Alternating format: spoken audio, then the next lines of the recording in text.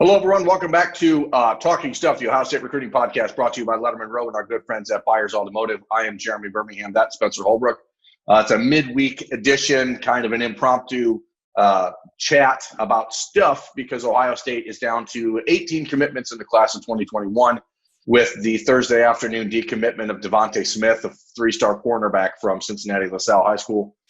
This has been in the works for a while, and I want to be careful how we dive into this, Spencer, because there's an idea out there that Ohio State wanted Devonta Smith out of their class, which is simply not true.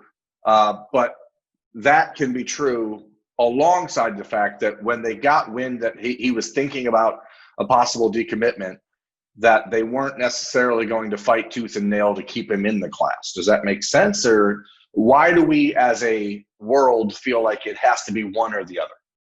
Because it's recruiting. So people think that it has to be very definite when recruiting is not definite at all until you sign on the line.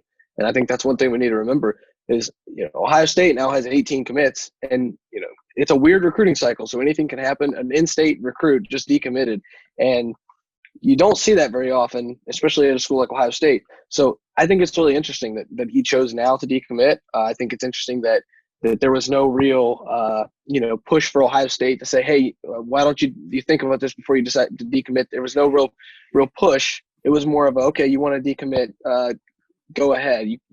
We're fine with this.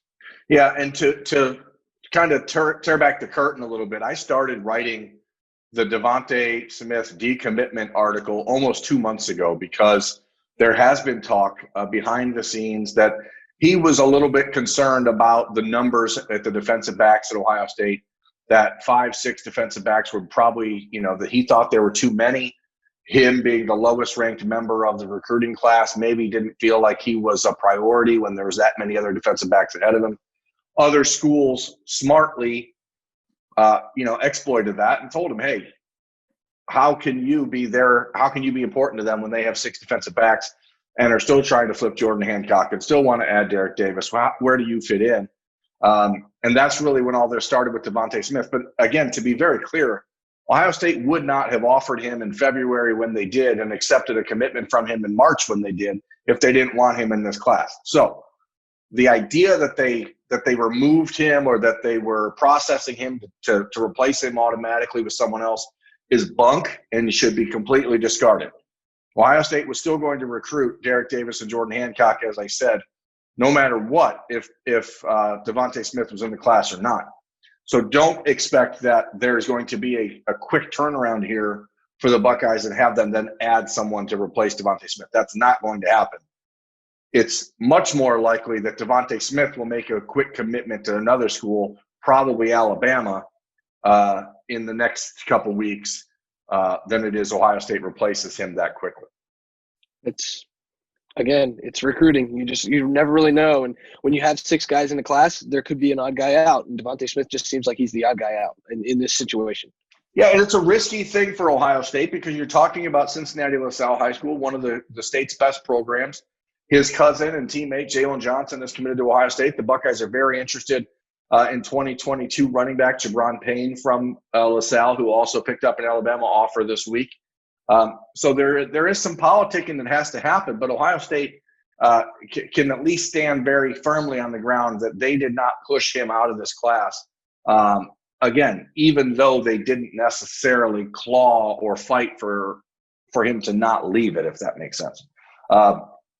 I think what's preposterous, Spencer, is that in the last 3 weeks, what we've seen, and I'm gonna give Alabama the eventual win here for Devonta Smith and the credit, I guess, for the flip, is that Alabama has somehow convinced J.C. Latham and Devonta Smith in the last few months, that Ohio State has too many good players and these players need to go to Alabama where they have a better chance to play. What world are we living in where that has happened? Alabama is now the underdog with their 6 national championships in the last decade. They are the school that is needing more talent than the Buckeyes. And people are buying it, and hey, that's great for them. Well done, Nick Saban. Well, people are buying it, I will say that. But it's crazy. Maybe they're just giving Ryan Day a little bit of credit there.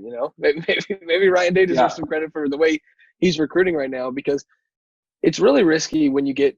I'm just going to keep going back to it. When you get 6 defensive backs in a class, there only 4 can be on the field at once, and that can kind of play a role in some recruitments. I don't think this is going to affect Jalen Johnson, because he seems pretty firm in his stance that Ohio State's the place he wants to be.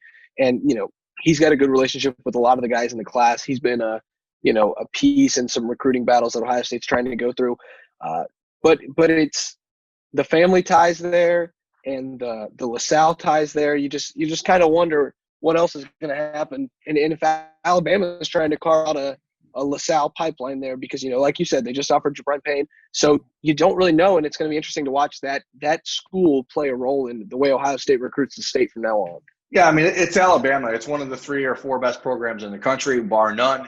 If that's where Devonta Smith ends up, which, again, I think that's where he will, it's hard to fault the kid for making that kind of switch.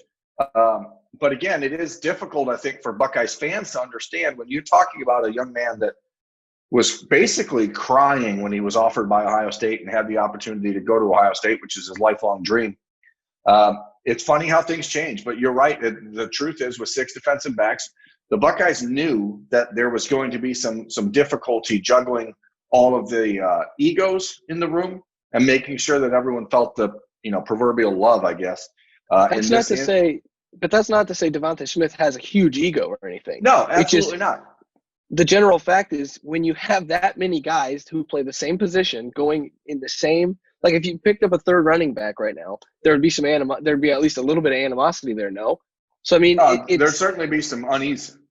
Yeah, exactly. And maybe it's not animosity, but just unease that, you are in a defensive back class where if one guy has a better spring than you, or if you get injured, you could fall so far behind that then you're looking at potential transfer. Maybe you didn't make the right decision to go to school X. It's a lot of give and take right now within the defensive back room, and you've got to be really careful with how to juggle six guys at once. Yeah, when Urban Meyer was on Bermanology 2 months ago, he mentioned that he thought the worst thing in the world was for an Ohio kid to get to Ohio State and realize that he couldn't make it there. And I'm not suggesting that Devonta Smith in any way, shape, and or form is worried about that, because, again, if he ends up at Alabama or Oregon or Notre Dame, he's certainly putting himself in a position where he has to compete against really good football players. But you should never, and when I say you, I mean the royal you, the fans out there, these kids have a very limited window to make a mark in college football in order to take football to the next level and become an NFL player and make money playing the game. And if you have an opportunity to get on the field a year faster, that makes a big difference. And so that's why you can sort of understand the decision by Devonta Smith. It does not make it easier for Buckeye fans to swallow, though, when you hear a kid talk about how much it meant to him to be a Buckeye, only to see him be so willing to give it up quickly. But anyway, that's where it is. Berm, how long until Devonta Smith gets his 4th star? Now that he's not in the class, Alabama's recruiting him, Oregon's recruiting him, Notre Dame's recruiting him. The 4th star is coming, right? Oh, he's definitely going to get a rankings bump when he's, a free agent again, and that sort of thing drives the rankings sometimes. But, that is what it is. He's an extremely talented defensive back. Ohio State liked him as a slot corner, as an outside corner, potentially in the safety role. He's a guy that could have played all over, but he's not going to play at Ohio State. He is moving on. Devonta Smith decommits from Ohio State. Buckeyes back to 18 commitments in the class of 2021. Still have the country's best class. Berm, is this a situation, because I truly don't know, I'm asking you, is this a situation where Ohio State be in contact with him? Yeah, I mean, I think they're going to continue. Is this like a mutual parting of ways and there's not really a – You're breaking up a little bit, Spencer, but I think what you're asking is, are they going to continue to stay in contact with Devonta Smith? I imagine they will. The relationship is not soured. It's not a situation where Ohio State is going to harbor any ill will or hold any grudges. But certainly at this point, as we've talked about in the last couple of weeks of the show, there may be an opportunity for Ohio State to reel it back in right now and reassess some things.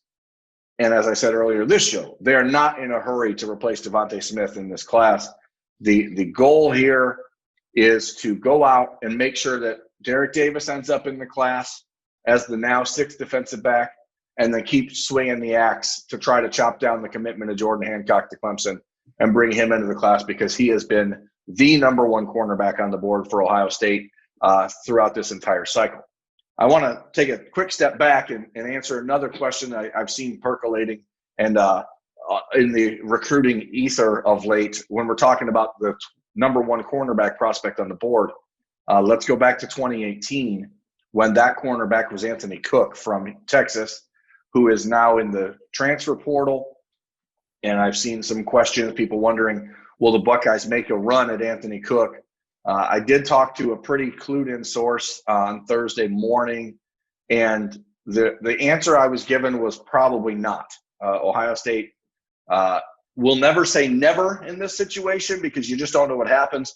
But I was told pretty specifically that barring any sort of major injury or attrition in this offseason heading into the 2020 season, that the Buckeyes are content with what they have in the secondary and will not be pursuing Anthony Cook in all likelihood. So just get that out there for people.